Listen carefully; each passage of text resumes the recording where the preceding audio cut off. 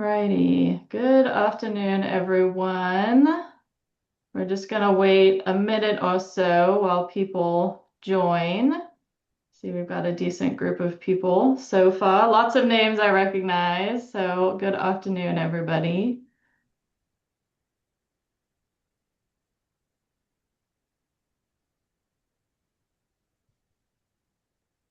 And we'll just wait 30 more seconds or so before we get started. Want to make sure we can use all the time and not keep everybody for too long, but also have a chance for questions and everything as we go through.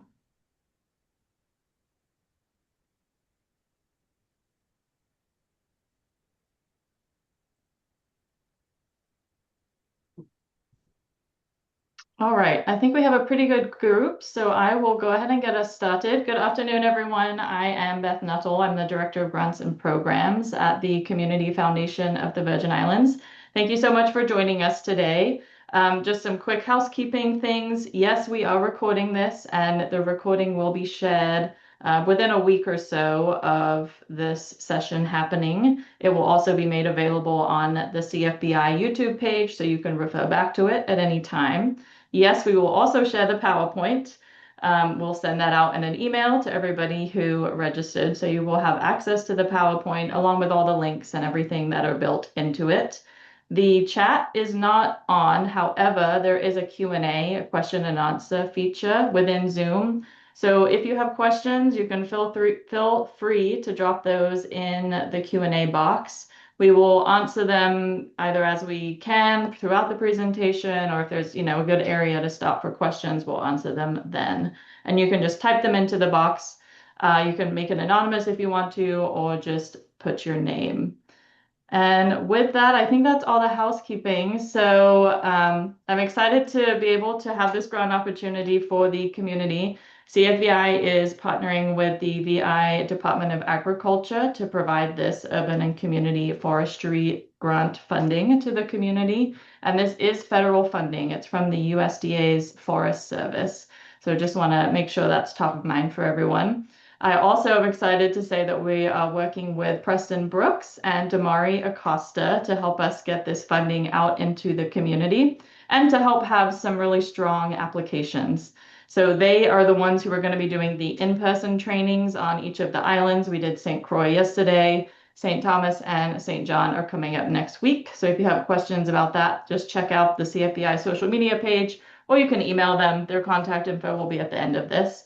You can email me too, of course. I know many of you probably already have my email, but you're welcome to contact me as well. So with that, I will hand it over to Preston and Damari. Hello, hello. Good afternoon, everybody. And it's so nice to have everyone here. So today we'll be talking about the grant funding. That's the Urban and Community Forestry grant funding that's available to the Virgin Islands. And like she said earlier, this is a partnership between CFVI and the Virgin Islands Department of Agriculture. So I'm Preston. I'll be the funding coordinator for this funding. And we also have Demaria Costa, who will be the assistant funding coordinator, who's also on the call with us as well. Hi, everybody. Good Remember, afternoon. Remember, if you have any questions, use the Q&A feature and we'll definitely get to it. And we'll also have a Q&A session at the end if anyone has any questions. Okay, we can go to the next one. So today we're going to talk about the first two projects in this funding, and the first project is native medicinal and fruit tree planting, protection, maintenance, education, and removal projects. And another program that's in here as well is a program to enhance the urban and community forestry feature at the Department of Corrections here on St. Croix. We're also going to talk about the award executions and the payments, how reporting and site visit requirements work, the competitive review process, and I'm going to give you guys a look at the scoring rubric so you guys can put together a strong application and you know what the scorers will be looking for in your application. We're going to talk about how to apply for this grant funding. We're going to show you some of the resources that are available, and then we'll talk about how to contact us dealing with these grants if you want to apply.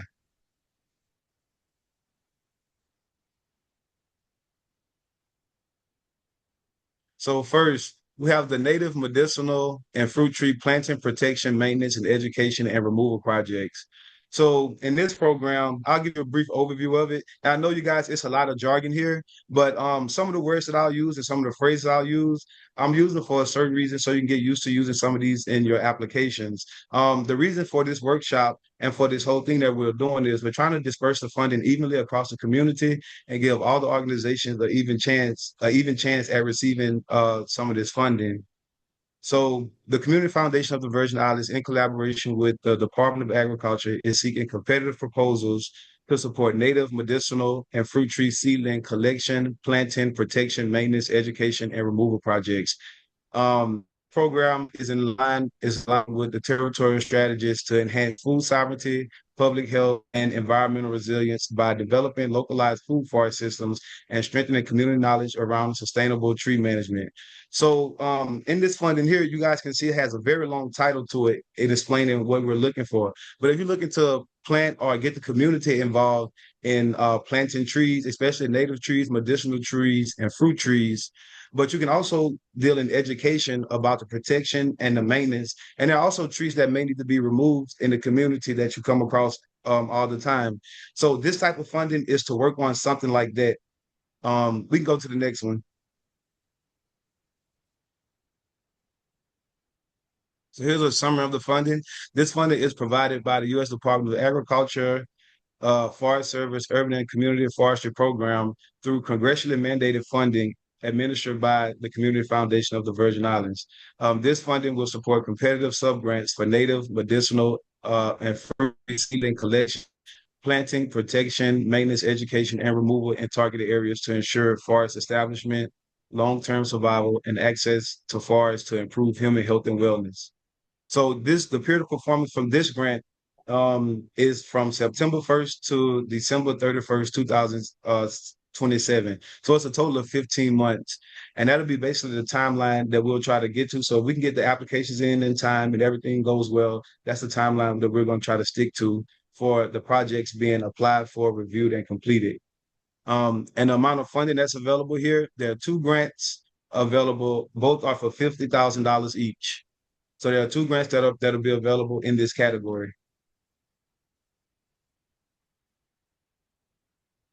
So the goals of this program is to establish and ensure long-term survival of native medicinal and fruit trees in targeted areas. There are certain areas on the island that does not have a lot of trees, or they have been losing a lot of trees, or they can use more trees in the area, or they may need trees removed. In the Virgin Islands, we've been losing a lot of trees over the years, and we really haven't been doing a good job at replanting. So some of this funding is to kind of initiate some of that. Although this is like a one-time thing, it can serve as an investment. It also goes to improve human health and wellness through increased access to food forests and food resources. It's also meant to build local knowledge, skills, and workforce capacity around sustainable tree management. So this funding can also be used to educate and also do workforce training. The Virgin Islands is still in need of a lot of people who specialize in the tree industry. So they can be foresters, arborists, or even basic tree care professionals. So this funding can be used to bolster and fortify some of those resources as well, and also to expand public awareness and education related to urban and community forestry outcomes. And basically, we just want to increase the amount of knowledge in the public about the trees here in the Virgin Islands.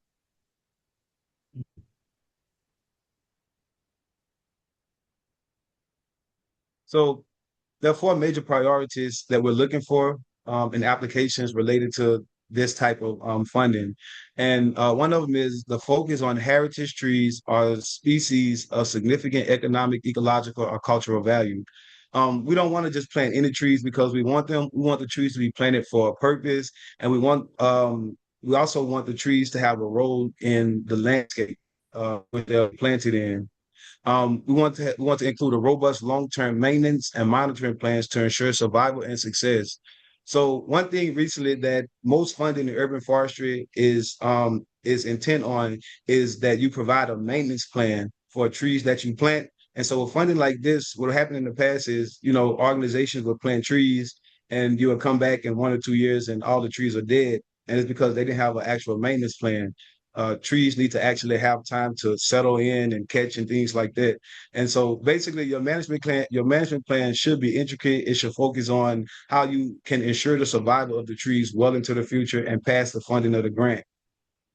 And it can be as simple as you're going to monitor and water, or it can go all the way into the maintenance into the trees as far as the years go. So year one, year two, year three. But you must have a maintenance plan for monitoring and ensuring the survival of the plants that you'll be planting with this funding. Another one is serve participants across multiple islands or target high impact public spaces, school, or community sites. So when you think about this type of funding, there are certain areas that can use trees more than others. There are certain areas that are more affluent than others that have access to trees and food in those areas, and other sides of the island that don't. In the application process, they're looking to see what is the impact of your project, meaning how many people are you affecting, what areas are you affecting, what's the traffic in those areas, what's the need, what's the income level of those areas. So keep that in mind when you're applying for this type of funding. And number four, align with the National 10-Year Urban Forestry Action Plan and Territorial Forestry Goals. And so we have a link to this on the site when you go to apply for it, and we'll cover this later too. We have a link to the 10-Year Urban Forestry Action Plan and the Territorial Forestry Goals that you can find. And when you look at those will give you a lot of good ideas about the type of projects that you can do with this type of funding.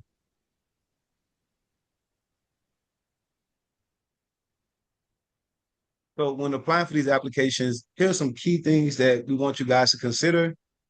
These things are not written in stone, not the gospel, but it's things that you should seriously consider when having applications. We want to get more very good applications in so that more people can actually get funding out and more diverse organizations as well. So when you're applying, you want your application to be strong. So consider these things when you're applying. The species selection criteria and the sourcing plans. So where do you plan to source your plants from? Are you going to bring them from stateside? Are you going to try to get them on island? Are you going to go out and search for the seeds, collect them, and then plant them? Think about what species are you planting and why are you planting these species? And what criteria are you using to plant certain trees or even do these activities? These it's not just relegated to only tree planting. We're looking for actual programs where you teach the public and you engage the community in these things. That's the key thing about urban and community forestry. It's all about getting community involved in the forestry and being stewards of the forest. So also think about planting location, site preparation strategies, including permits and other required licenses as applicable. You know, there are a lot of rules concerning where you can and cannot dig. Especially, I know here on St. Croix, we have a lot of places that they say you can't dig because of human remains. So be sure you have a plan to get the required permits and licenses to do what you need to do. How you're going to prepare the site, how long will it take to prepare the site? What is your site preparation strategies? Don't degrade the site as you prepare the site. There's ways to prepare sites for planting that can keep all the nutrients on the site and be a better planting site than just removing all the nutrients. And also, I should have said it first, but where are you going to plant it? I think I left that in the other part. The maintenance schedule, including your irrigation, the protection, the pruning, and the monitoring. So again, think about your maintenance plan, educational workshop plans, curriculum content, and your target audiences. So what type of workshops or what type of educational assistance are you planning to have for your program? What curriculum are you actually going to be teaching there? And who are the actual people that you're targeting? So what's the area that you're going to be planting the trees in? And who are the people you're getting involved in the project? And also be very keen on having ways to report and document. So your reporting and your documentation methods for required performance methods. That's a really, really big thing. We want to be sure everything is good, everything is clear, everything is understandable, everything can be tracked. So reporting and documentation is very, very important for this funding. So also, we also consider geographic coverage here, but we also understand too that, you know, most times you're located on one island and you can't make it to the other island. But there is a scoring category for your geographic coverage, and you should demonstrate service across St. Thomas, St. Croix, and St. John, and a clear justification for how selected project locations provide maximum community benefit within a specific island or region. And we'll talk more about that later, about the geographic coverage scoring criteria.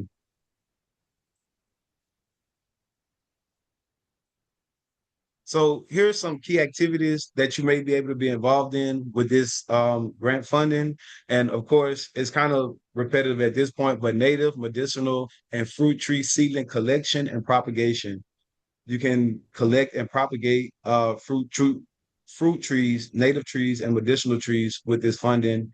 And how you decide to use it is up to you. So the planting and propagation of trees in targeted public or community serving areas, long-term maintenance and monitoring to ensure tree survival, educational workshops on tree plantings, prunings, and maintenance for the local public, and the emphasis on trees of economic, ecological, cultural, or medicinal value. So trees like fruit trees, nut trees, fiber trees, heritage trees.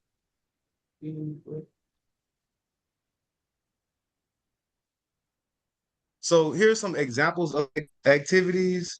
I won't go too deep into them right now, but just in looking at the needs of the Virgin Islands, there can be projects such like a heritage fruit corridor project where you plant some of the corridors that people use. You can plant them with fruit trees. That's a good idea for urban and community forestry project, and it can be spread out over multiple places where multiple people travel.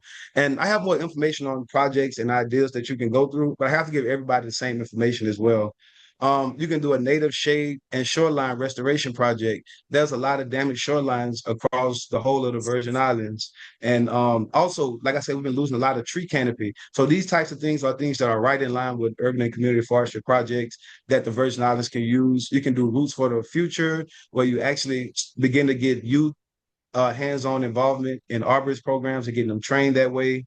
You can do the medicinal forestry, community classroom, basically investing in maybe some school locations or places where kids visit, or maybe your own location. You turn it into a place where people can come. You have all of these medicinal trees. Urban heat island mitigation or tree inventory, meaning actually seeing what is the effect of the heat on the island. One thing we come across in the day of working in urban forestry is the amount of hot nights that we have. And a lot of time, we put up a lot of concrete, we build more streets and buildings. What we don't realize is during the day that intersects a lot of heat, that absorbs a lot of heat. And at night, when you're trying to go to sleep, it can be hot at night sometimes because those buildings and the roads begin to give off the heat. So we really want to see how the urban heat island mitigation, urban heat island effect is affecting the island and how it can be mitigated.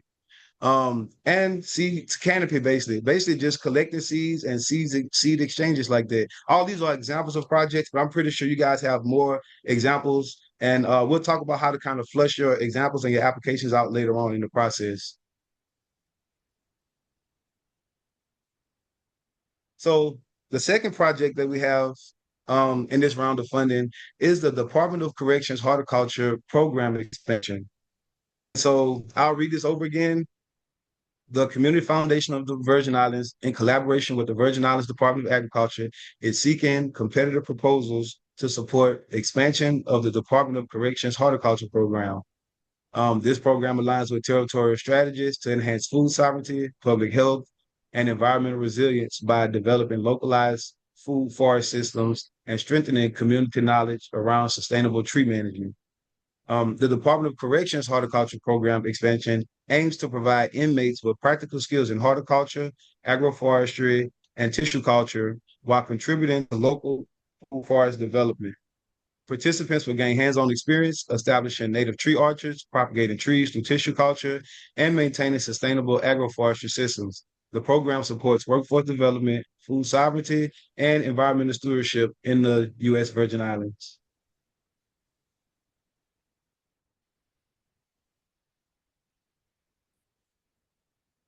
So here's basically a basic summary of this funding. So this funding for this project is provided by the U.S. Department of Agriculture, Forestry, in partnership with the Community Foundation of the Virgin Islands and the Virgin Islands Department of Agriculture. This institution is an equal opportunity provider. Funding will support a competitive sub-grant for the expansion of the Department of Horticulture the Department of Corrections Horticulture Program to include the agroforestry and tissue culture focus. The project will establish a native tree orchard and food forest while teaching inmates valuable forestry, agriculture, and plant propagation skills. And what I will say about this grant is The prison already has a thriving urban forest there. They've established one, and there's two prisoners that's manage it. Is one that manages it full time. The warden is pretty good about maintaining it and allowing him to kind of have the freedom to do what he want to do there. And they're really in need of someone who can just apply for this funding and work with them on what it is exactly they want to do. They know what they want to do. They know the type of plants they want. But I highly encourage people who apply for this grant to work closely with them because they have plans to do it, but they need an organization who can actually bring it to life. So the award amount for this project is $92,500, and it's one award. The grant period of performance is September 1st, 2026 through December 31st, 2027, and a total of a 15-month performance period for this grant.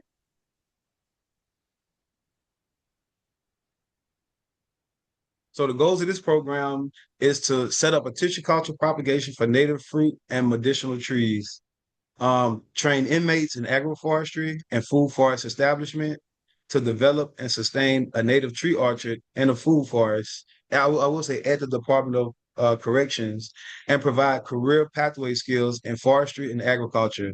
And that's one of the biggest parts of it, especially for those who will be getting out soon or whatever. It's important that they have some type of information on the careers that are in forestry. So it's not just the urban forestry, the physical outside component, but also focus on this as a program. So when you apply, think about it as a program where you're actually doing and you're actually teaching and training as well.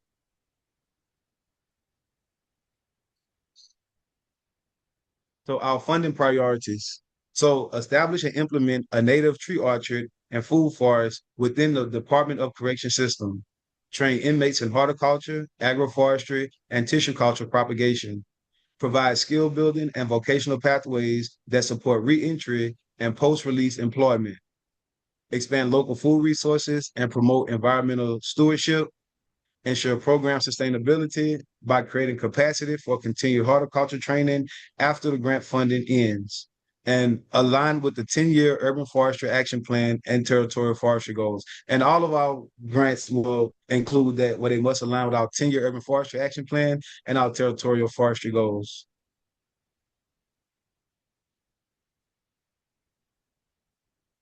So when applying for these applications, here's some things you also want to keep in mind when filling out your application. Applicants must demonstrate prior experience with tissue culture, agroforestry, horticulture education, or correctional programming. Applicants should include a detailed plan for implementing the program within the constraints of the Department of Correction regulations. We'll cover some of those later on, including tool management, curriculum approval, and training schedule. Budget proposals must align with allowable items, so instruction tools, seed, safety gear, and exclude any prohibited material. The Department of Corrections only allows certain materials in and out, and whenever you're going to be doing this type of program, where you'll be constantly going in and out of the program, just try to have a plan for the things you're going to be using, keeping track of things, and staying in alignment with the protocol of the Department of Corrections.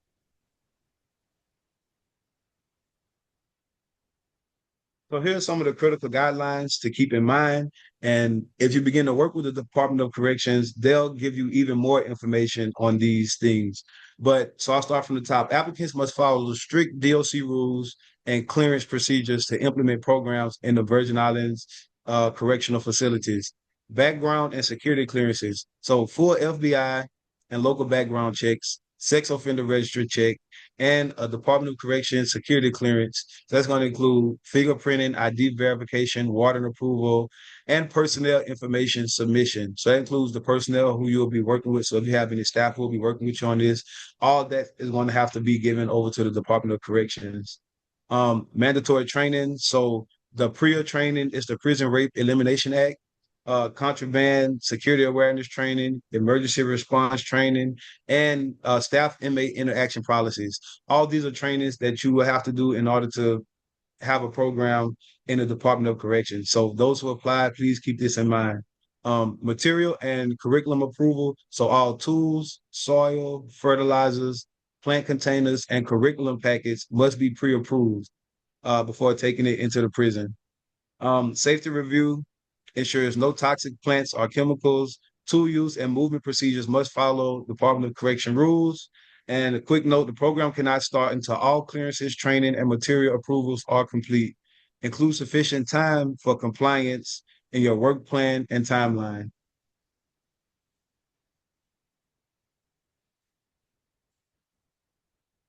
So here's some examples of project activities, and these are just some examples that we come up with. I'm pretty sure you guys are very creative. You can come up with some other things to kind of meet the funding priorities here.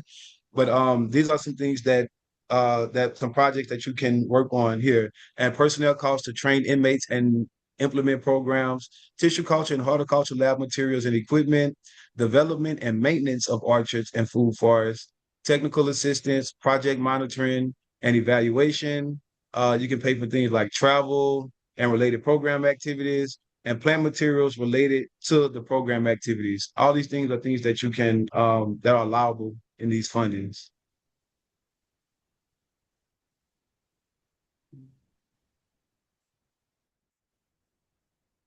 We can keep going past this one. This is kind of some repeat information. So here are some more general allowable activities. The program authorizes funding for a broad range of activities. Applicants are encouraged to think comprehensively about their needs in creating proposals. Proposals should describe intent, actions, and outcomes that demonstrate tangible benefits to the local community. So tree planting, pruning, removal, and utilization, excuse me, related supplies, materials, rental equipment, including the seeds, seedlings, tools, soil amendments, and irrigation supplies, interpretive signage, tree tags, literature, markers, etc., tree inventories and assessments, and the purchase of tree inventory and management software. But that'll be a one-time purchase only. So notice if you're buying software, the subsequent maintenance costs will be on you as the organization if you want to purchase any type of software here.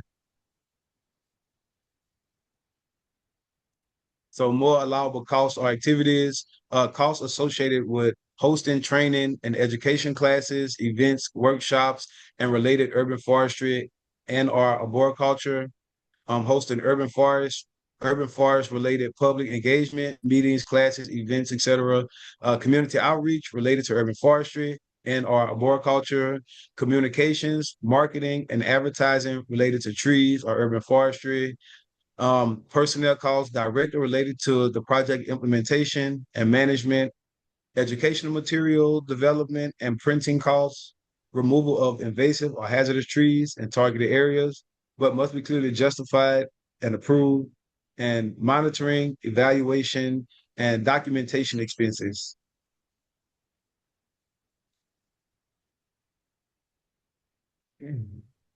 So here's some unallowable costs. So equipment purchases, which are items that cost more than $10,000 per unit or more. Purchase or planting of invasive or potentially invasive species. Those are categorically excluded.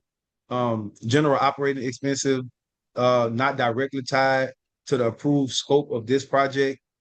And unrelated activities, construction, or costs not associated with planting, education, maintenance, or monitoring.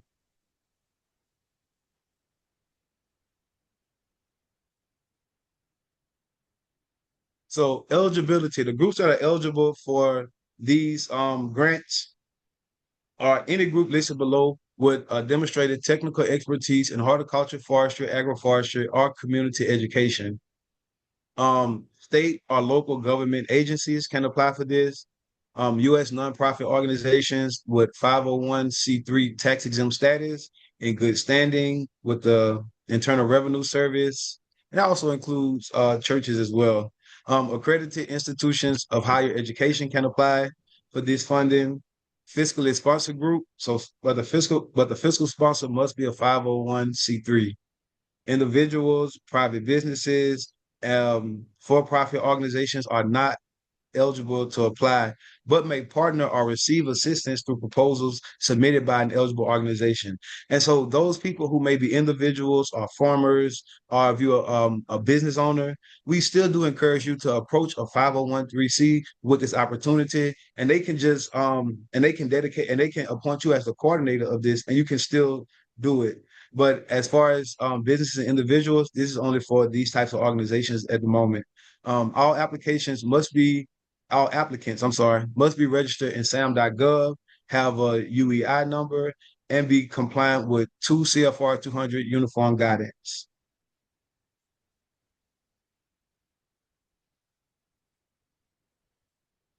So award execution and payments. And so this is how the funding and the implementation of actual funding and receiving funding will work. So grant recipients will be required to meet with CFVI prior to beginning the grant to review and discuss project plans and activities. So before you start, you're going to be required to meet with us so that we can ensure your project is good. Approved projects may begin only after all appropriate forms are signed and submitted by the grantee and countersigned by Community Foundation of the Virgin Islands. This is a reimbursement grant, so we're expecting you to spend the fund first, and we can immediately reimburse you afterwards. Grant reimbursements will be made only upon evidence of completion of work and eligible project expenses. Monthly invoice and payments are allowed. Requests for advance payments will be reviewed and considered on a case-by-case basis. We understand in the extenuating circumstances, so we do have advances available, but it'll be only on a case-by-case basis. Advances will only be considered for what is needed for a 30-day period. So if you apply for advance, just also know that it'll only be enough to suffice for what we consider a 30-day period. Recipients must comply with all applicable state and federal regulations and requirements.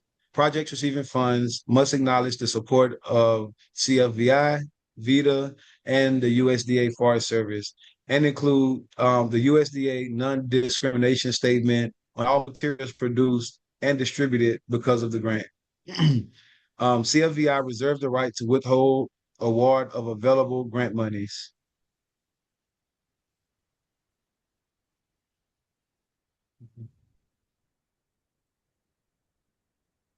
So reporting and site visit requirements. So site visits. A representative of CFVI will conduct site visits to the locations of the project to report, track, and evaluate the project's activities and outcomes. So we are required to do site visits. So we'll do site visits. Most likely we'll call well in advance before we come, and we'll come just check the site and make sure everything is what it is. Reports. So with these grants, quarterly financial reports and narrative reports are required during the period of performance, and a final financial and narrative report is due after completion of this project. Reports detail the project's activities and evaluates the project's ability to meet the desired objectives and outcomes. Financial reports must include copies of all receipts and invoices related to grant expenses.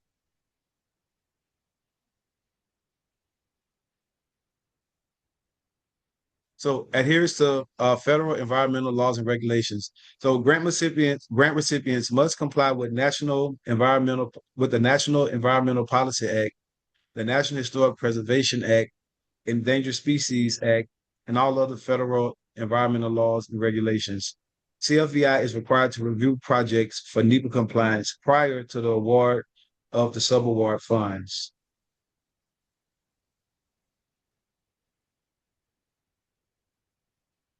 So the competitive review process, and so basically I'm going to be explaining how the review process of the applications. So the initial screening, once the application window closes, CFVI will screen all applicants for administrative requirements, including timely submission by the posted deadline, confirm the application is responsive to the program requirements and priorities, applicant eligibility, and submission of a complete application using the required application template. And sorry to jump in here, Preston, but I just want to flag for everyone that part of that review is that by the time you're applying for this grant, you already are registered in SAM. So if you are not currently registered in SAM and you're considering applying for any of these grants or any other federal grants that might be available, I really strongly recommend that you submit that application today. It can take a little bit of time. Sometimes there's still over a month left for this application period, but it is free. You should not be paying anyone for it. You just have to provide all the right documents. But just want to flag that for anyone. If you are not registered in SAM, please do that immediately. Gotcha. So also the competitive review process continues. So the technical merit review and scoring. So after the initial screening, that we'll go through this technical merit review and scoring review. So applications which pass the initial screening process will be forwarded to all panel members in the evaluation committee. For each application, panel members will assign a point value in an independent review process. Once all panel members have individually evaluated and scored each of the applications, the score for each proposal will be averaged to determine an application's final score. Final scores will be listed in rank order from highest to lowest.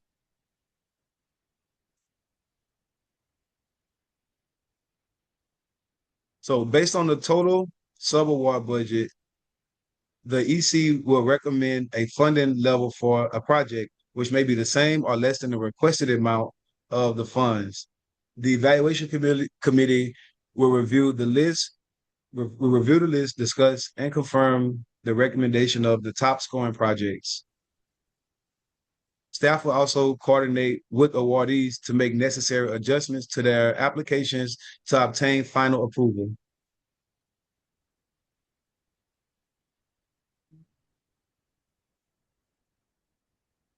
So here's the scoring rubric that the three-person score committee will be looking at. And basically you can see we have categories, we have a score for each category, and basically the justification. So these are just four things we keep in mind when evaluating the entire program. And sometimes it can be more subjective than others. And sometimes it can be more objective, but I'll quickly go through this so you can know what they'll be looking for in your project. So we have this category, relevance to the program goals. Like earlier, we talked about the goals, the funding goals, and the priorities of this type of funding. And so the proposal advances native, medicinal, and fruit tree seedling collection, planting protection, maintenance, education, and removal, supports forest establishment and long-term survival, improves access to forests and green spaces, aligns with USVI forestry health and wellness goals. The next category would be the applicant qualifications. So what are your own qualifications? So demonstrated experience with native fruit or medicinal trees, experience in forestry, arboriculture, or environmental education, evidence of technical capacity and local knowledge, organizational ability to manage projects and reporting. And that's another thing. We want to be sure that the organizations can actually manage these types of grants, which we're pretty sure most of you guys can do, but we want to actually just get more, we want to get better applications in so that later on we can show that, hey, we do have a need for these types of things, these type of funding in the future. So the feasibility of your work plan and your work plan. So how doable is the thing that you're talking about, or how doable are the ideas and the timeline and everything that you're proposing? So clear planning and maintenance methodology. We're looking for identified sites and spaces, selection rationale. So there's some rationale behind, some of the spaces and sites that you're going to be using. Protection and survivability strategies are included in the application, and your timeline is achievable within the grant period. The next category that they'll be scoring you on is your budget and your documentation. Want to be sure the budget aligns with eligible activities. Quotes or documentation provided for major costs. Costs are justified and reasonable, and there's no unallowed expenses included. The next category, the next category is sustainability and impact. Long-term tree survival is emphasized, build stewardship capacity, community engagement is incorporated in your application, and a plan for continuation beyond the funding of the grant. So we don't want the grant to be, where you take it and you just plan it and then you go. We want to be some type of continued funding. I mean, some type of continued maintenance on it. So this project could be a small part of a bigger project or a project at a park or something where there's already trees, there's already an area that's being managed. You're just coming in and you're adding to this area. That's definitely going beyond the funding of the grant, especially if it's a place in the public where people normally use that's already managed. but also geographic coverage. So in this category right here, we understand that, most people are only on one island. So we didn't want to make it seem like you have to get to all three islands and to receive a good point. So we basically put the scoring in this way. We put all three islands, you will get 5 points. If you cover two islands, you'll get 4 points. If you have planned expansion, you can get 3 points. If you own one island, if you only have one island in your plan, you will get 2 points. And if it's unclear, you can get 0 to 1 points on your geographic coverage.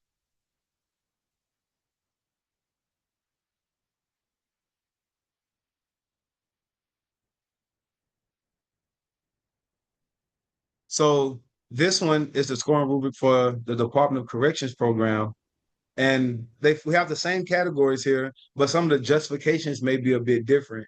And like I told you guys, this is what the scorers will be looking at when scoring your application. So in the category of relevance to the program goals, some of the same things. The proposal clearly expands horticulture into agroforestry and tissue culture, supports food sovereignty and local forestry. It connects inmate training to a broader forestry or agricultural priorities, and it builds resilience and local capacity.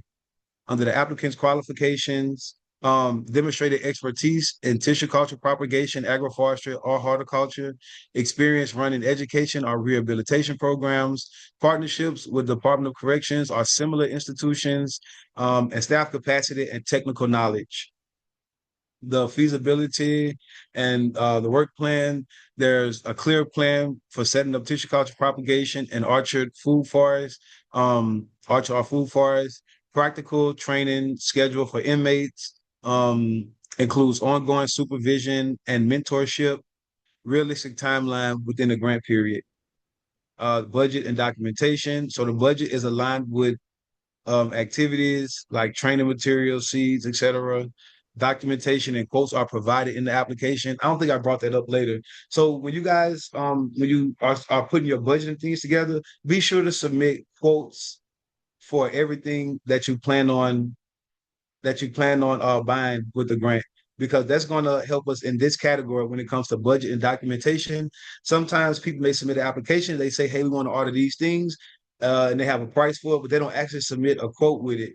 These things can harm your application in this category when it comes to budget and documentation. So if you're going to be buying anything, please have the documentation with it. And also for your staff or your own expertise, just have, if they're qualified or whatever their credentials are, have that in the application as well, because that's where some applications lose major points when it comes to budget and documentation.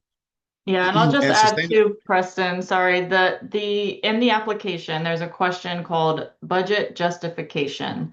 And that is where there's an example linked there so you can see exactly what we're looking for, but you need to explain each of these expenses and tell us why is this necessary to the success of your project.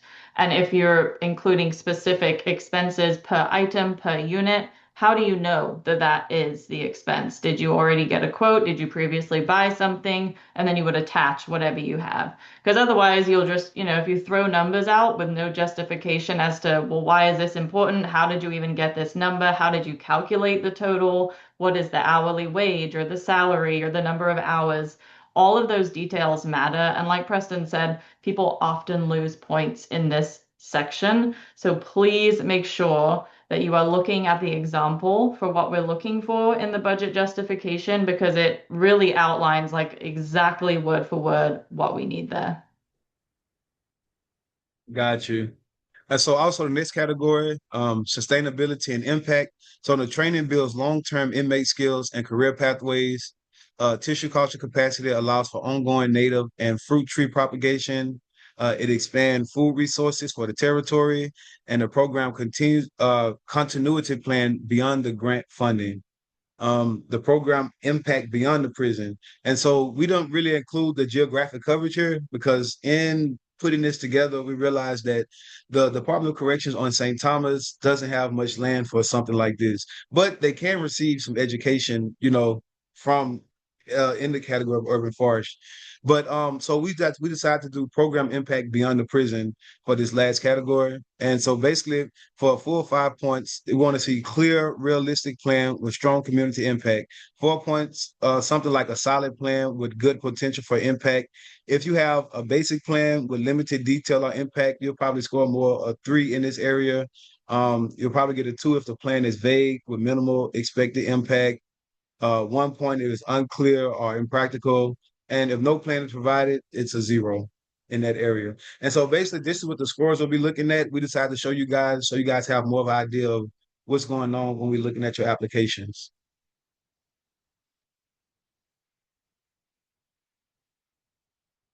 So now I'm gonna turn over to Damari, and Damari probably be the person you guys send a lot of your applications to first in dealing with this. And we will deal over time more of myself, but I'm gonna pass over to Damari. She's gonna talk to you guys about applying for these grants.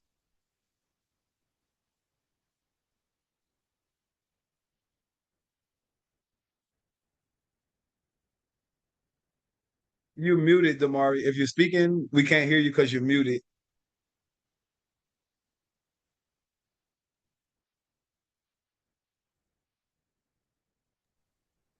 Okay, can you hear me now? Yes, yes, we can hear you. Okay, can you see what are you seeing on the screen right now?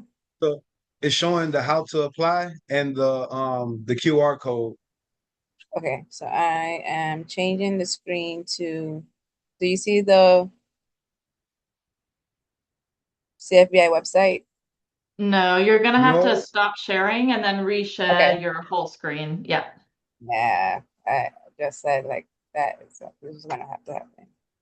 Okay, give me 1 second. It's all right. We get it. Technology. Everyone has the challenges. It's all good.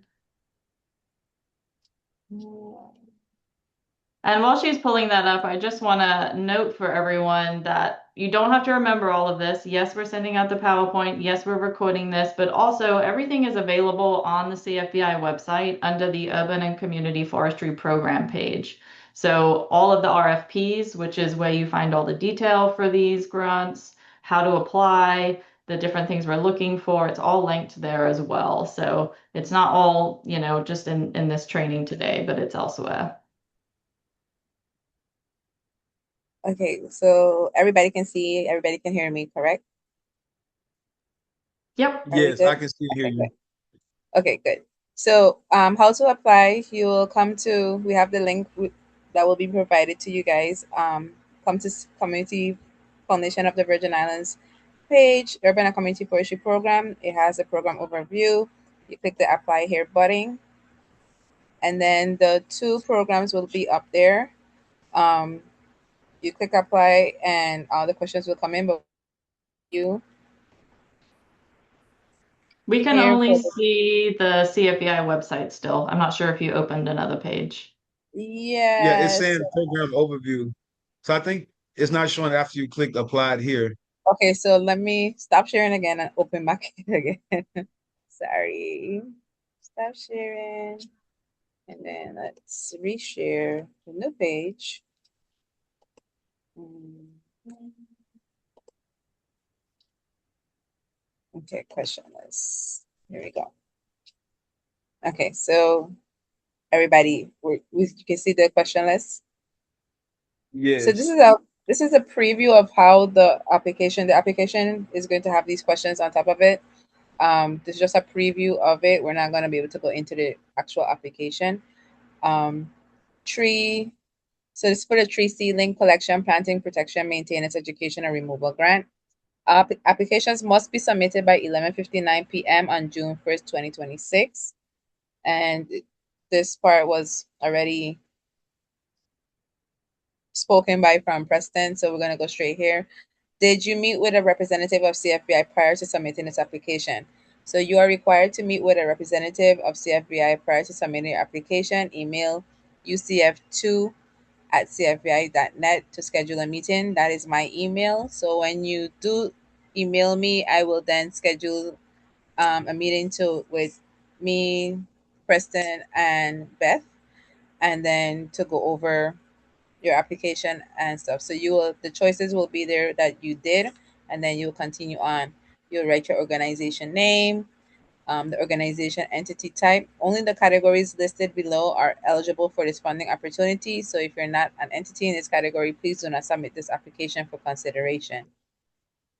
Then from there, you will go to organization EI, your putting in your organization EIN, then organization unique entity identifier.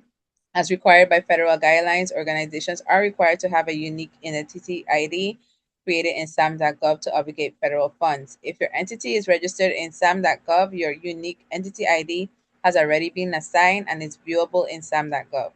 This includes inactive registrations.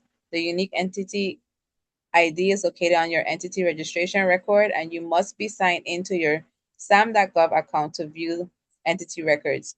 New entities can get their unique entity ID at SAM.gov, and if required, complete an entity registration. The DUNS or DUNS number has been removed from SAM.gov. And active registration is required. And a proof of active SAM registration, you have to upload a proof of your active registration in SAM.gov. You can click to see the example there. I will put, because of how this screen is sharing, I will show you an example of it when we go to the resources. Primary contact name, you will put the individual that will be considered the primary contact for all grant communications here, and their email as well following. Then their phone number. And then after that, we'll have the name of the signatory for grant agreement. So everybody, the person that who will be dealing with the reporting and everything for the grant itself, you will have that person here. Title of signatory for grant agreement, email of the signatory for grant agreement, and then full mailing address, full physical address. And if you have a website, please enter it here. If not, you can put NA.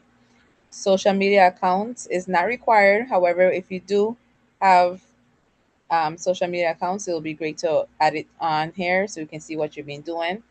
What year was the organization established? And the mission and record of contribution. Briefly describe the mission and core work of your institution or organization. Provide examples of how it has supported or advanced any similar work to what you are proposing. Then we go down to organizational certifications and licenses. Describe any certifications or licenses that your organization has received that will support the work proposed if applicable. Annual operating budget. What is your organization's annual operating budget? If you're fiscally sponsored, then we need a name of the fiscal sponsor, the EIN of the fiscal sponsor, and the agreement. Upload a copy of your signed agreement with the fiscal sponsorship. Involvement of fiscal sponsor. What is the involvement of your fiscal sponsor in this project? So please let us know what are they going to be involved in, how are they going to be involved in with this sponsorship. Now we get into the project information. The project and or program title. Provide a title describing the project, program, activities for you which you are seeking funding. Successful proposals will typically have titles that are descriptive of the project, substantive, and free of specialized language. Most importantly, your title should be easily understood by the general public. We're going to have your program start date and your program end date. Which islands does your project serve? Then you go to your project locations. Enter the physical address of where the project will take place. If the project occurs in multiple areas, enter all of the addresses. The census tract. What are the census tract IDs for where the project will take place? Use this tool to determine the ID. Project type. We have new projects or existing projects. Again, like what Preston said before, it could have been a project that was already going and you want to improve or add into it. So that will become fall under existing project. If it's a new project altogether, then you click the new project. Project summary, provide a brief summary of your project. The description should be written for a non-specialist audience and clearly state the importance of the proposed work. Problem statement and needs assessment. Clearly define the problem your project addresses, provide evidence of the problem, and relate those to the funding priorities aligned in the request for proposals. Your work plan on your timeline. Provide a detailed timeline of the activities and work to be done during the period of performance. Describe the plan approach to completing the project, including specific methods, strategies, and timelines. for tree planting projects include site ownership, authorization, and waiver of liability to plant if land is not owned by the applicant. Landowner approval. If your project takes place on a non-applicant owned land, please upload written approval from the landowner for the tree planting project occurring on their land. Project outcomes and impacts. Describe the major outcomes of this project, who will benefit, and how it connects with the goals, strategies, and objectives of the U.S. Virgin Islands Agricultural Plan and other relevant local, regional, or site plans. Reporting. You will be required to report on a specific type and quantity of trees planted, prune, remove, tree giveaways, and other tree care, example, pest treatment. How do you plan to track and monitor this data to accurately report out? See Trees at Work Reporting Tool Guide for more details. I will pull that up on the resources tab. Also, if you get approved or awarded the grant, I will also meet with you to go through the Trees at Work reporting tool that we have established in the U.S. Forest Service. Target population and beneficiaries. Describe the target population and beneficiaries of the program. This includes direct and indirect beneficiaries, demographics, and locations. Community engagement. Describe how you have or plan to engage local citizens to gather input, identify interests and needs of the community, and bring represented viewpoints into decision making processes. Include information on engagement methods and how information will be used in decision making and implementation. Evaluation of the project's impact. Describe the process that would be used to evaluate the project's impact. Include data collection and reporting methods. Project team. Identify the key individuals, staffs, consultants, volunteers, etc., who will be involved in the project. Describe each person's related qualifications and expected responsibilities. Partnership collaborations. List any partners, including the role and responsibilities that you may have. Alignment with funding priorities. Explain how your project meets the funding priorities outlined in the outlined below, which is a repeat of what was stated in the PowerPoint earlier, but I'll say it again just to get it in your brain. Focus on heritage trees or species of significant economic, ecological, or cultural value. Include robust long term maintenance and monitoring plans to ensure survival and success. Serve participants across multiple islands or target high impact public spaces, schools, or community sites. Align with the National 10-Year Urban Forestry Action Plan and territorial forestry goals. Describe any educational workshop plans and curriculum content. Describe planting locations and site preparation strategies. Include information on permits and other required licenses. Maintenance schedules. How will you develop and implement a multi-year maintenance plan for your tree planting project? Include watering, protection, pruning, and damage management. If you had already have a plan, describe it. If not, explain how grant funds will support its development. Then you go down and you'll come to describe the species selection criteria. Describe criteria and sourcing plans. How are you selecting which species to use? How are you sourcing them? Sustainability plan. Explain how the project will continue beyond grant funding, including ongoing maintenance, outreach, dissemination. Explain how you will share and use the results of your project with stakeholders and the public. What could this outreach help accomplish? Budget. Use the budget instructions and the budget form, which will be in the resources and will be also sent to you guys, or a format of your own that includes all the required information. All costs are subject to audit, recorded retention, and other requirements set forth in 2 CFR 200. All of the items listed must be reasonable, necessary to accomplish project objectives, allowable in terms of 2 CFR 200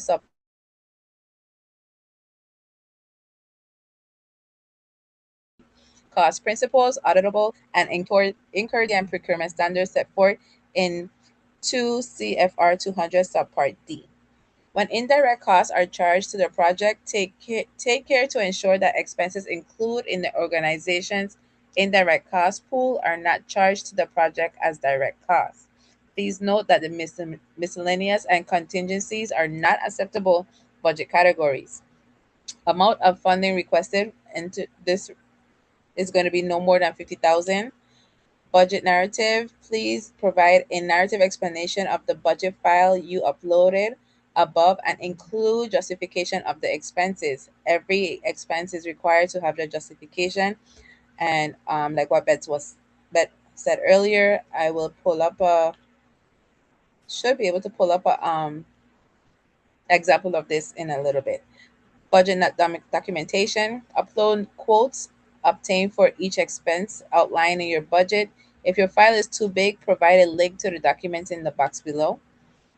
Federally negotiated indirect cost rate agreement. If the applicant institution is claiming indirect costs, they must have a current federally negotiated indirect cost rate agreement. Please submit a copy of the agreement.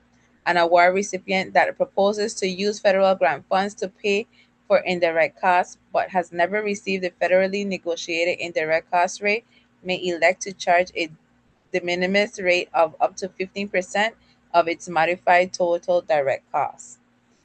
Are you opting to use the federal de minimis indirect cost rate of 15%? You can say yes or you can say no.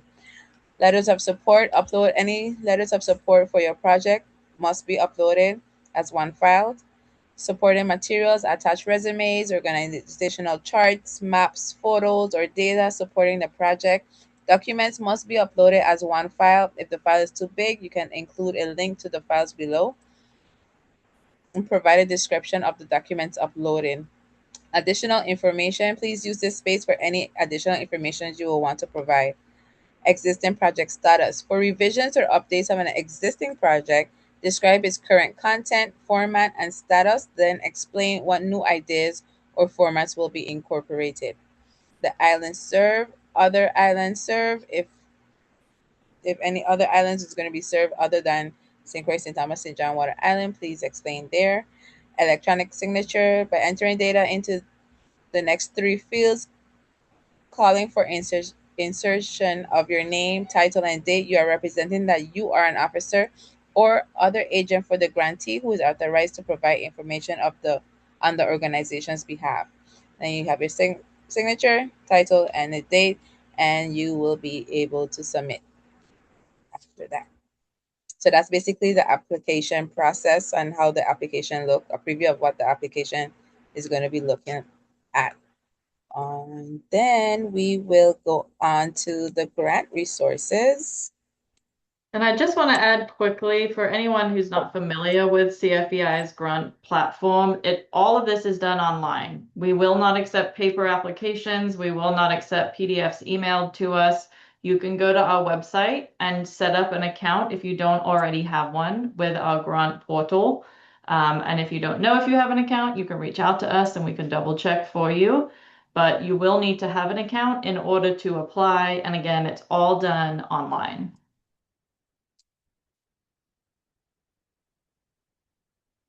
Okay, just to go back to the submission procedure. All applicants are required to meet with a representative of CFBI prior to submitting their application. So you could contact me at ucf2@cfbi.net to schedule that call and or meeting. Applicants must submit documentation to substantiate costs, which can include contracts or binding quotes provided by licensed commercial entities. And like what Bet just said, all the applications must be submitted through the online grant portal at this is the link https://grant-opportunities. Applications must be submitted no later than 11:59 p.m. Atlantic Standard Time on June 1st, 2026. Applications received after the deadline shall not be processed by staff or reviewed by the committee. Very important to remember. And then now we're going to open up the grant resources. Just take a little look on a couple of the documents. So give me 1 second while I close out this share and open the next share screen.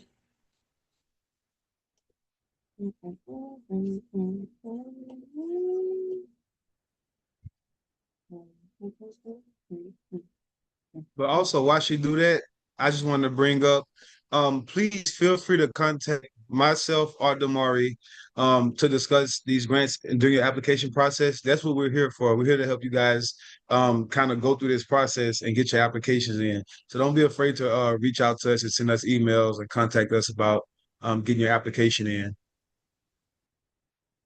Exactly. Okay, so here we have the grant applicant resources. We have the budget information and instruction sheet. Please tell me that did it pop up? Or is it just showing the links for the Preston? Yes, it's there. It's there. Okay, good. So the budget information and instructions, general instructions, using a sample budget as a guide. You may create your budget using the spreadsheet or word processing program of your choice, provided that the format furnishes the necessary computational detail and the font is at least 11 points. To produce your budget document, you don't need to create a spreadsheet from scratch. Instead, you may download the fillable sample budget form. This spreadsheet already has the basic rows, columns, and sections found in the sample budget. Before developing a project budget, review the program guidelines to determine types of support, allowable periods of performance, and any restrictions on the types of costs that may appear in the project budget. Period of performance. The period of performance is the time during which the recipient may incur new obligations to carry out the work authorized under the award. All project activities and the expenditure of project funds must occur during the period of performance. And determine the beginning date of a proposed period of performance, applicants should refer to the application guidelines. The budget items. So we're gonna have salaries and wages. The staff cost should include the position title, name, if possible, percent of full-time equivalent or total number of hours charged to the project. For support staff, include the title of each position and indicate in brackets the number of persons who will be employed in that capacity. For persons employed on the academic year basis, list separately any salary charge for work done outside the academic year. All salaries and wages claimed must be in compliance with 2 CFR 200.430 and 466. Then you list your fringe benefits. Fringe benefits are allowances and services provided by employers to their employees as compensation in addition to regular salaries and wages.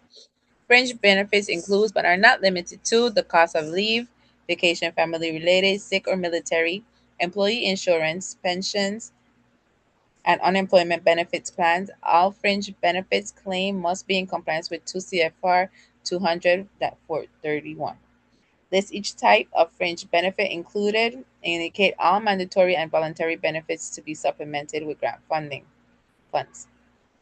Consultant fees, contractual, include payments for professional and technical consultants and honoraria. All consultants' fees claim must be in compliance with 2 CFR 200.459. Specify the purpose and estimated costs. Equipment purchases are not allowable. Equipment is defined as having a fair market value or $10,000 or more per unit. Travel. Indicate the specific individuals traveling, destination of travel, and number of trips. The reason for the travel should be referenced in the work plan. Also specify the mileage, per diem, hotel, airfare, and other costs for each trip as applicable. Please note that if travel is for a conference or training, any associated registration costs should be included in the other budget category. Such costs may be charged on an actual basis, on a per diem or mileage basis in lieu of actual costs, or on a combination of the two, provided the method used is applied to an entire trip and not to selected days of the trip, and results in charges consistent with those normally allowed in like circumstances in the non-federal entities, non-federally funding activities, and in accordance with the non-federal entities' written travel reimbursement policies. Airfare's cost is excess of the customary standard commercial airfare, quote or equivalent. Federal government contract airfare where authorized and available, or the lowest commercial discount airfare are unallowable except when such accommodations would A. require circuitous routing, require travel during unreasonable hours, excessively prolonged travel, result in additional costs that will offset the transportation savings, or offer accommodations not reasonably adequate for the traveler's medical needs. air travel that is paid in whole or in part with federal funds must be undertaken on U.S. flag air carriers unless one or more of the situations described under foreign travel Article 10 apply. So then we have the supplies and materials indicate any item other than equipment that will be purchased to support the project and that have a unit cost of less than $10,000. The budget details should identify categories of supplies to be procured. Example, field supplies, office supplies, computers, software, etc. Other costs, all other expenses necessary to carry out the objectives stated in the work plan. List each item in sufficient detail to show the reasonableness and allowability of its cost. Examples of items in this category include internet phones, web hosting fees, insurance, electricity, conference registration fees, vehicle leases, equipment rentals, repairs and maintenance, postage, printing, etc. Please note that miscellaneous and contingencies are not acceptable budget categories. Again, total direct cost per year, total the sum of items above. Indirect costs, also known as facilities and administrative costs, are costs incurred for sorry, common or joint objectives that cannot be identified specifically with a particular project, program, or organizational activity. Below are typical indirect costs for specific types of organizations. The salaries of administrative and clerical staff should normally be treated as indirect costs. Direct charging of these costs may be appropriate where all of the following conditions are met. Individuals, excuse me, involved can be specifically identified with the project or activity. Such costs are explicitly included in the budget or have the prior approval of the award agency. The costs are not allowed also recovered as indirect costs. The following are considered indirect costs and should not be included, in the budget worksheet as direct costs. Information technology services, rent, utility and internet service, telephone service, general office supplies, insurance, and maintenance. Indirect costs are calculated as a percentage of the modified total direct cost.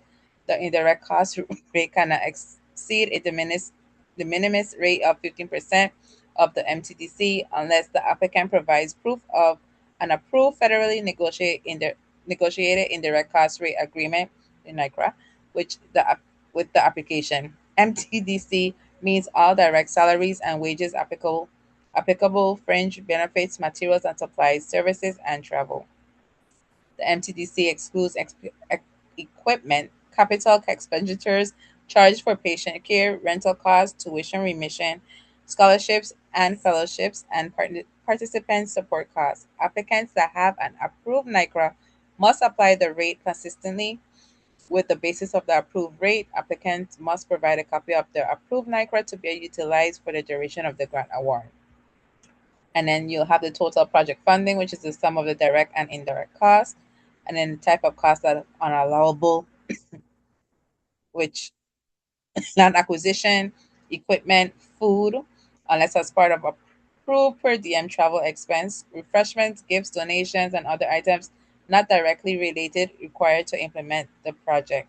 Promotional materials or other supplies unnecessary for carrying out the operations of the project aside from education and outreach, alcoholic beverages, bad debts, contingencies, contributions and donations, entertainment, fines and penalties, compensations for property destroyed or damaged, fundraising, internet interest, and other financing costs, or loan for promised work not yet completed. So this is basically the budget information and instructions for you, and I will open up the sample template so you can take a look at it. So here we have the salaries and wages, the details, and total allocated. And again, this is Yeah, just a you're sample. gonna have to. Sorry, Damari, it's not showing. You're gonna have to do the reshare thing Okay. again. Okay, let me check something else. Okay. So it opened up on another page, but I can probably just come out of this one and just open it from here. Can you see it right? Yes, it's there. Okay. Okay, so this is the sample template that you can use. Samples and wages, the fringe. Consultant fees, travel, supplies, materials, equipment, and everything is there. Again, this is just an example one, but it's up to you to use it. If you have your own already established, you can use that as well. Then we go to a budget narrative sample. All of these stuff will be in your resources when we send them to you guys. So we have here a sample budget narrative where they talk about the salaries for the program director, coordinator, assistant. Then they go into the fringes, everything that they're paying based off the fringe, staff development, travel, and they clearly states who is traveling, the miles, per diem, how much days, equipment purchases, transportation recipients, medical supplies and expenses, cost of space, and you go down, room and board, service payments, other. So you get a kind of gist of what we're going to be looking for when you come up with the budget narrative. And then here is the example of the active SAM registration. This is how it's going to look when you're uploading it to us. Basically gives you the information, you and unique entity ID and the entity status, active registration. That's why we're basically going to be looking for it, and when your expiration date is. From there, we have the final action plan complete. This is a 10-year urban forestry action plan 2016 to 2026. And here has the everything that you will need to look through. So please take time and go through that while you're working on your project proposal, as it has basically everything to align to tell you about your alignment And with. really quickly, just to interject, if you guys take a look at the Urban Forestry Action Plan, it'll actually give you some very good ideas for projects that we need here in the Virgin Islands. They'll be very specific to here that we can use. Although this plan will be updated, actually it'll be updated this year because that was 10 years ago. So we'll have Mhm. another one come out hopefully by the end of next year. We also provide like a quick start guide for getting a unique entity ID in SAMS.gov. So if you have, like let's say, if you're not registered and you need to get registered, this is a very good guide to get you, showing you the steps of getting it done. Um, and of course, do it as soon as possible. And I'll also add, and thank you, Daramonifa, for flagging this, but you can go to the Agricultural Business Center if you are needing assistance with getting registered in SAM, and they will help you. Awesome.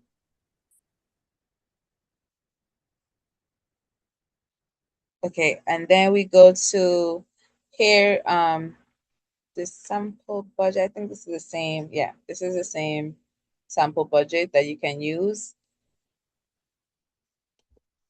Yeah, Template, and then sorry to interrupt, Amari. So the other one was actually a budget versus actual template, and that's just if you want to use it, you're welcome to, but the sample budget template for grantees is the one, and that has, formulas already built into it. It's got an area for you to put the description of what the expense is and so on.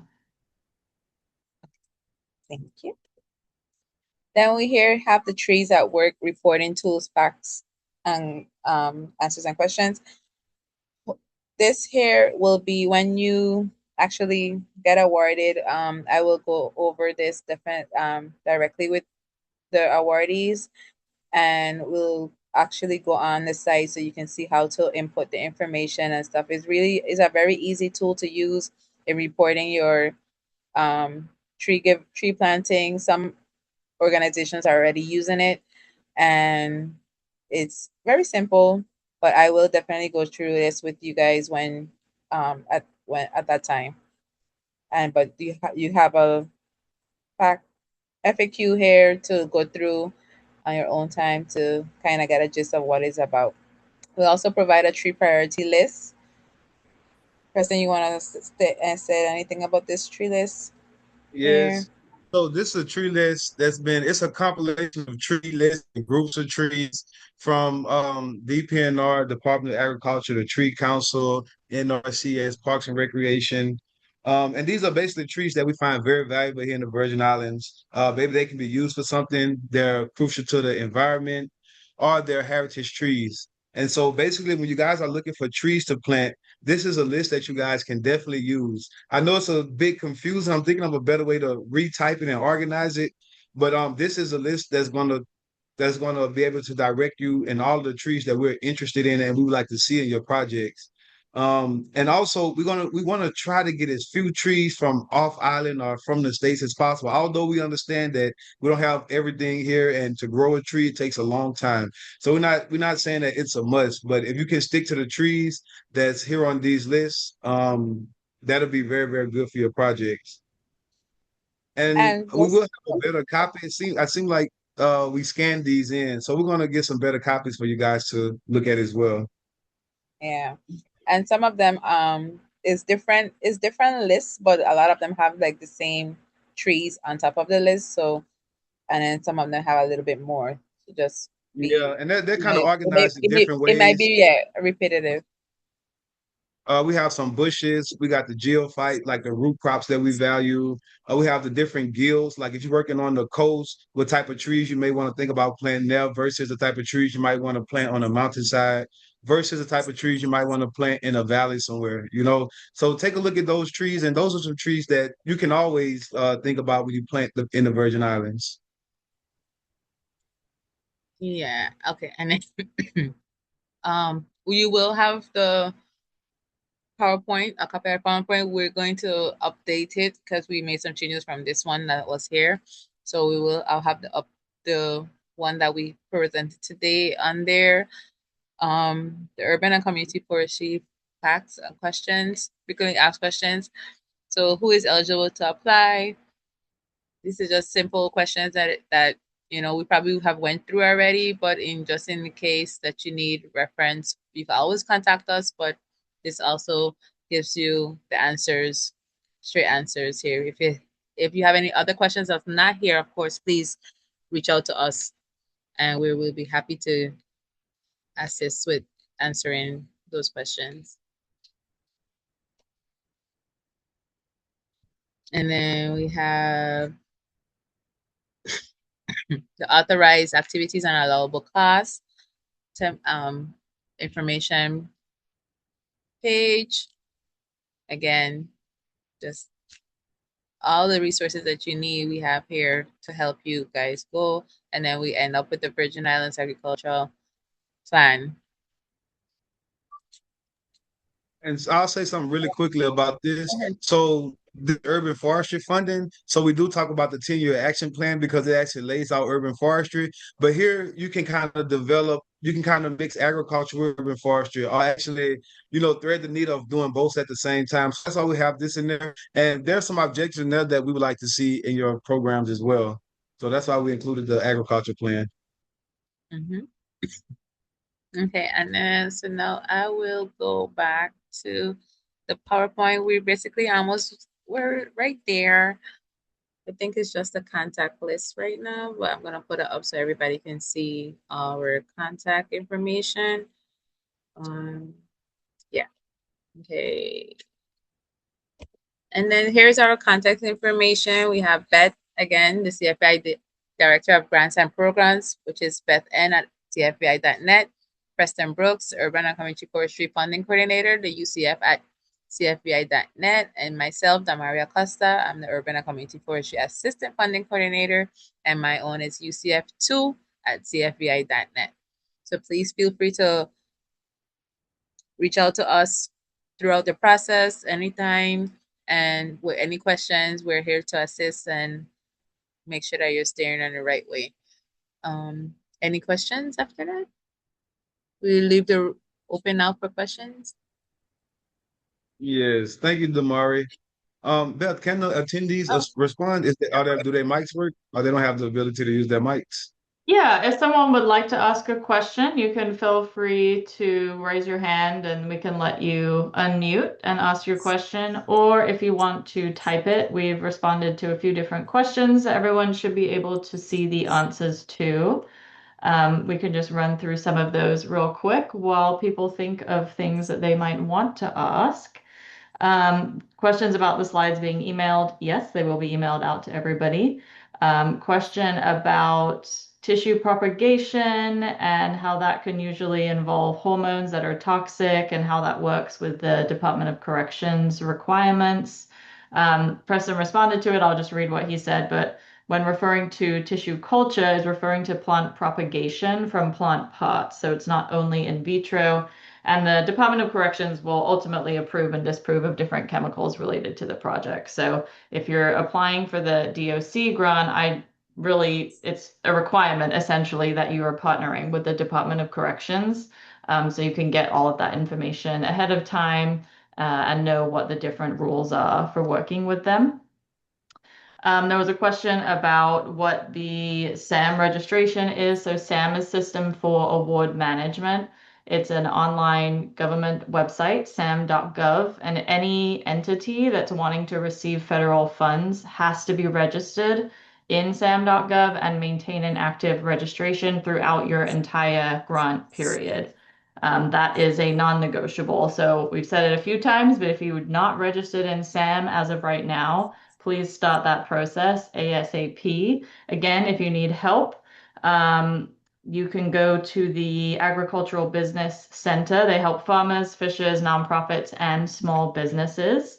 Dara Monifa Cooper is the contact there, and she dropped her info into the Q&A box, so you can see that there. And then there's also a group, the VI Apex, that can assist with getting registered in SAM.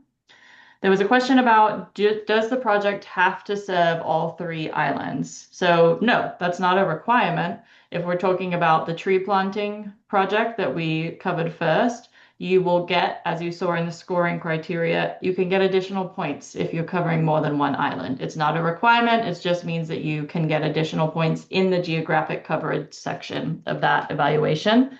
And similarly for the Department of Corrections, it's primarily the St. Croix location that has the existing horticulture program, but you can get additional points if you are expanding your program into the community outside of the prison system. And there's a bunch of different ways that you could, explore that. And I think that was most of the questions. Let's see, we might have one. Since We it's have only one here.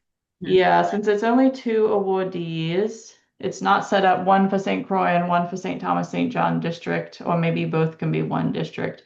No, we're not saying, that one is going to go to this, one is going to go to that. We do keep that in mind.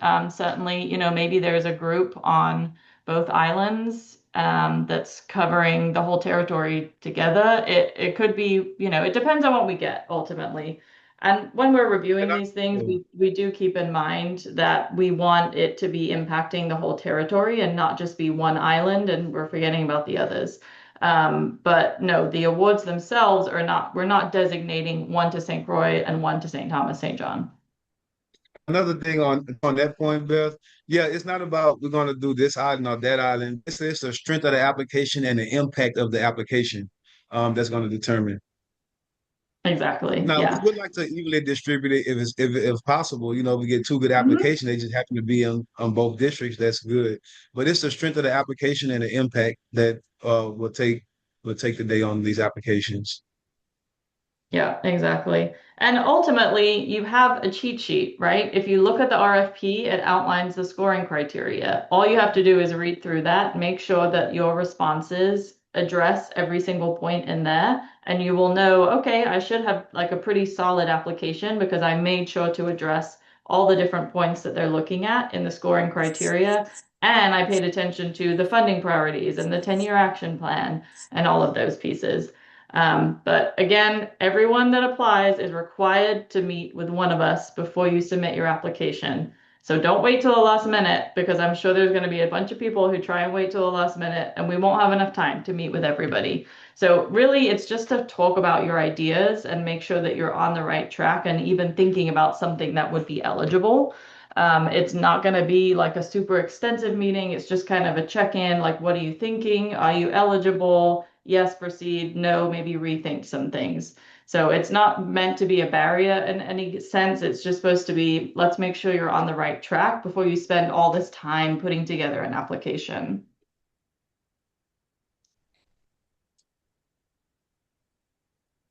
All right. I don't see any other questions coming in. Like Damari said, you are free to email any of us at any point, and we will gladly answer your questions. There's over a month still to get your applications together. So plenty of time to think about things, talk with us, start outlining, looking for costs, etc. We're excited to be able to do this. I hope that we'll get some really exciting projects for both of the different programs. And yeah, if no one else has any other questions, I don't want to take too much time away from everyone's evenings. But Preston, Damari, is there anything else that you guys want to flag or highlight for folks? I just want to say thank everybody for coming. Please do not be afraid to reach out to us about this. My next presentation on this will be in person on St. Thomas. Let me be sure I give you guys the right date. And please spread the It'll be word at to St. John. the people there. We had one here. We had kind of a low turnout yesterday. So if you guys can help spread the word on St. Thomas, that'll be great. But So John, on St. John, it will be on the 27th from 2 to 5 at the Virgin Islands National Park Conference Room. And then on the 28th at UVI Extension Service Building, Conference Room from 5:30 to 8. Well, that's a part time that we yeah, have blocked out. I got it Yeah, and yeah, that information is also on the CFBI website on the Urban and Community Forestry page. So those are the in-person sessions next week for St. Thomas and St. John. Um, and that will be the sessions. That's it. They've already done St. Croix. This is our virtual, and then the other two. Again, this will be recorded and it will be available online, so you can go back and look through things. But really, primarily, I would recommend that you look through all the resources that Damari walked us through today. Pretty much every answer to every question you have is probably going to be in those documents. And typically, if you ask us a question and we don't remember exactly, we're looking at those same documents to remind ourselves, oh, yeah, what did we say was eligible or what was not allowable for these different things? And also keep in mind, this is federal funding. And I will tell you that CFBI has worked with federal grants for a number of years now. We are quite strict when it comes to sub-grantees. We want you to succeed and we will do what we can to hold your hand and make sure that you're successful. But when it comes to accounting practices, especially documentation, receipts, reporting, we are very strict because we want this to be successful. We want the USDA and the US Forest Service to see that the Virgin Islands is a really great manager of these grant funds so that we're eligible for future funds and to have a great impact on the community. That's the overall goal of this funding, is to benefit the community at large. So I will leave it with that just as a kind of warning, but this is why we're doing this. And yeah, if anyone has questions, please feel free to reach out to us. Thank you again for spending your evening with us, and I hope that you all have a wonderful rest of the night. Thank you so much. right. All right. Thank you, Good night, everyone. everybody. Bye.